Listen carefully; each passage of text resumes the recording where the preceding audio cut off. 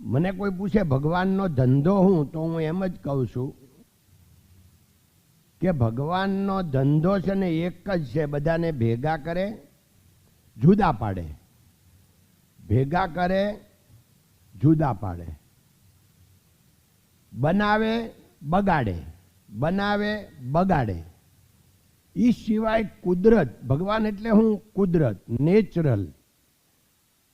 ભગવાનના હજારો લાખો કરોડો નામ છે. હવની રીતે હવ એને માને, ગમે તે ધર્મમાં એનું અલગ અલગ વ્યાખ્યા હોય, પણ કુદરત અદ્રશ્ય શક્તિ એક જ છે.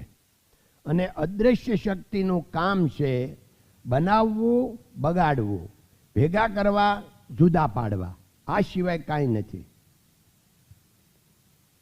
પતિ પત્નીના મેરેજ થાય, લગ્ન થાય એટલે ભેગા થયા, પણ ભેગા થયા એટલે જુદું પડવાનું નક્કી છે. કાં તો પતિ પત્નીને છોડીને જાય, કાં પત્ની પતિને છોડીને જાય.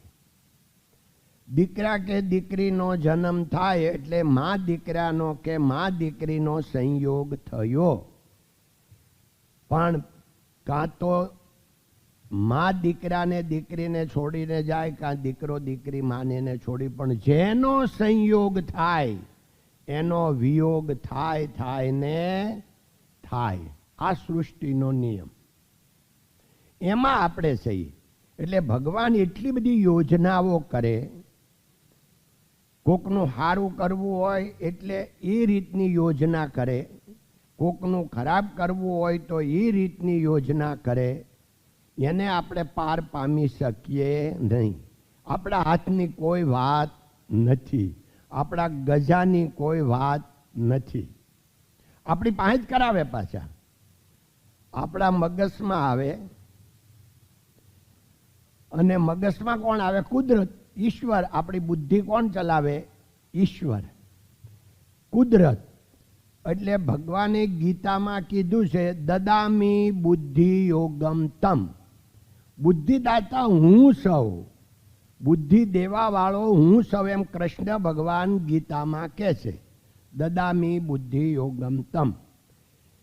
હવે બુદ્ધિ દેવા વાળા ઈ છે, એને કઈ બુદ્ધિ દેવી મગજમાં આવીને આપણને ક્યાં ખબર છે? આ પ્રોગ્રામ જે આખો બન્યો છે એ આ 400 જણા માટે નથી બન્યો, 400 માટે નથી બન્યો. એમાંથી 10, 20, 25, 50 બહેનોને આજથી નવું જીવન થવાનું છે. એ એટલા માટે ભગવાને આખી યોજના કરી છે કે બધાને હરખો લાભ ન થાય. ડોંગરેજી મહારાજની કથામાં 30,000 માણસ બેઠા હતા રૂવાળાના ટેકરે 1968માં, 54 વર્ષ પહેલા. ગોવિંદ કાકાએ પહેલી કથા સાંભળી.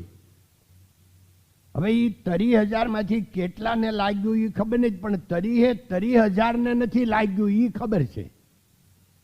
એમાં ગોવિંદ કાકાને લાગી ગયું, અને ગોવિંદ કાકાને લાગી ગયું એટલે ગોવિંદ કાકાનું જીવન બની ગયું.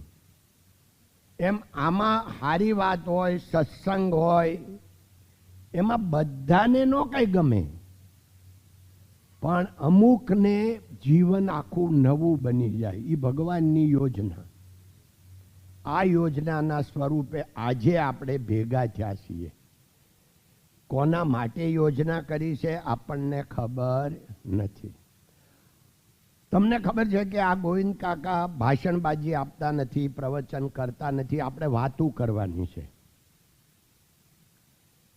અને વાતું કરવાની તો બહુ મળે જ્યારે અપને વાલા સાથે, આપણા દીકરીઓ સાથે વાતું કરવાનો લાવો મળે. એ એક જીવનની સાર્થકતા ગણાય કે આજે આપણે ઘરે ને ઘરે વાતું કરવાની છે, આપણી વાતું કરવાની છે. એટલે આપણને વિશેષ આનંદ છે. મને તો હું ગૌરવ એ વાતનું લઉં છું કે ગોવિંદ કાકાને તો 10 વખત સાંભળ્યા, 50 વખત મળ્યા, 10 વખત મળ્યા. ગોવિંદ કાકાને સાંભળવા તમે શું કામ આવો? એ પહેલાથી જ સમજણ નથી પડતી. ખબર જ હતી કે અહીંયા બીજો કોઈ પ્રોગ્રામ નથી, સંગીતનો નથી, પિક્ચરનો નથી, બીજા કોઈ બોલવાવાળા નથી. ગોવિંદ કાકાને અરે વાતું કરવાની છે. તો તમે સવારના પોરમાં જાગીને ગોવિંદ કાકાને હું કામ સાંભળવા આવો? એ મારા માટે ગૌરવની વાત છે કે તમને આટલો બધો ભાવ પ્રેમ છે કાકા ઉપર. અહીંથી જ આવ્યા, પાછા આમાં લગભગ 25-30% મુંબઈથી આવ્યા છે. તો ઠેઠથી મુંબઈથી સ્પેશિયલ અહીંયા આવ્યા. મુંબઈ તો કાકા રોજ મુંબઈ આવતા હોય ને સાંભળતા જ હોય, ઘરે આવતા હોય તો. એટલે આ કાકા માટે ગૌરવની વાત છે આ, કે તમને આટલો બધો નિસ્વાર્થ ભાવ પ્રેમ કાકા પાસે છે. કારણ કે બધાને ખબર છે કે આજે કંઈ કાકા આપણને અહીંયા કંઈ વહેંચવાના નથી. આજે તો બોલવા સિવાયનું કોઈ કામ નથી. વાર્તાલાપ કરવાનો છે, સત્સંગ કરવાનો છે. એટલે આપણો આજનો જે આ પ્રોગ્રામ છે એ સત્સંગનો છે. સત્સંગ એટલે હું? સત્યનો સંગ. સત એટલે સત્ય. સત્સંગનો મિનિંગ જ કે આપણે સત્યનો સંગ કરવાનો છે, સારી વાતો કરવાની છે, સત વાતો કરવાની છે, એટલે સત્સંગ. બેનો, બહુ વિચારો ને તો બધાને એમ હોય આઈ એમ સમથિંગ. બધાને, આખા સૃષ્ટિ એ રીતે જ હાલે, નકર હાલે જ નહીં. બધાને પોતાને એમ હોય મને બધું આવડે. MBA, બધા MBA જ હોય પોતાના મનમાં. મને બધું આવડે. અને બીજાને નથી આવડતું. બીજો મગજ એ હોય કે મનને જ આવડે, બીજાને કાંઈ ખબર નથી પડતી. મોટે ભાગે આવા વિચાર આ સૃષ્ટિમાં હોય. એટલે તો સૃષ્ટિ હાલે છે, બધાએ જીવે છે, બધાને આનંદ આવે છે. એના ઉપર જ આખો મદાર છે કે પોતાને સેટિસ્ફેક્શન છે કે હું આવીશું. એટલે ગોવિંદ કાકાને ખબર છે ડોંગરેજી મહારાજને હિસાબે કે મને કાંઈ આવડતું નથી, મને કાંઈ ખબર પડતી નથી. એટલે આપણી કંપનીનું સેન્ટેન્સ છે I am nothing but I can do anything.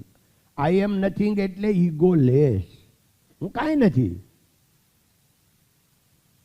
અને ઈગોલેસ અને આઈ કેન, હવે કાંઈ નથી, કાંઈ કરે જ નહીં કોઈ. બધા પછી તો I can, confidence, I can એટલે નિરાશાવાદી નહીં, પોઝિટિવ. I can. કારણ કે આ સેન્ટેન્સ આવ્યું છે અમારે કી પર્સન ઓફિસમાં બધા હતા અને બધાને હું સમજાવતો હતો. એમાં મેં એને કીધું, બધાને સમજાવતો હતો, કાંઈ અભિમાન કરવા જેવું આપણી પાસે છે નહીં. આ તો ભગવાને કરતા પીરસાવી દીધું છે. હીરા ભગવાન મળ્યા છે એટલે આપણે અહીંયા બધા બેઠા છીએ. નકર આપણે બધા ખેતરમાં 2 બળદની પાછળ આપણે હાલતા હોત. આ આપણી લાયકાત. લાયકાત કઈ? તમે અત્યારે તમારા મનને વિચારો કે આ હીરા ભગવાન ન મળ્યા હોત તો તમારી લાયકાત શું? તમે ક્યાં હોત? તમે કોણ હોત? અત્યારે નીંદવાનું કામ કરતા હોત ખેતરમાં. તમે નહીં હો, વાણિયા નહીં, વાણિયા નહીં.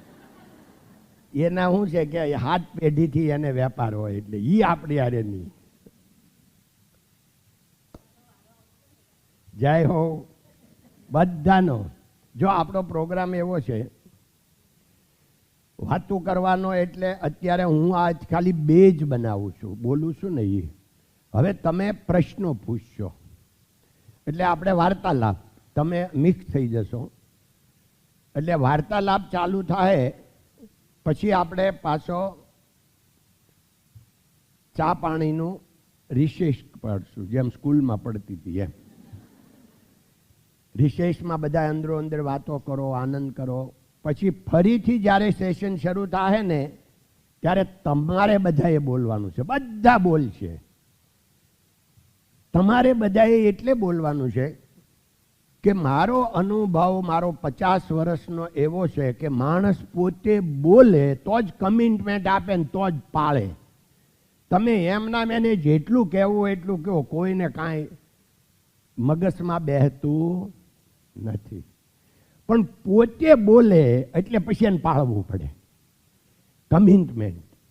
એને પોતે બોલે ને આ દુનિયામાં સાંભળવાની મજા નથી, બોલવાની જ મજા છે. એટલે તમે બધાય બોલશો બીજા સેશનમાં, એટલે એનો આનંદ છે. એટલે આપણો મેં કીધું એમ ભાષણબાજીનો નથી, સત્સંગનો છે. બધા જ પોતાની વાત પોઝિટિવ, સારા એક્સપિરિયન્સ બધી વાત રજૂ કરશે.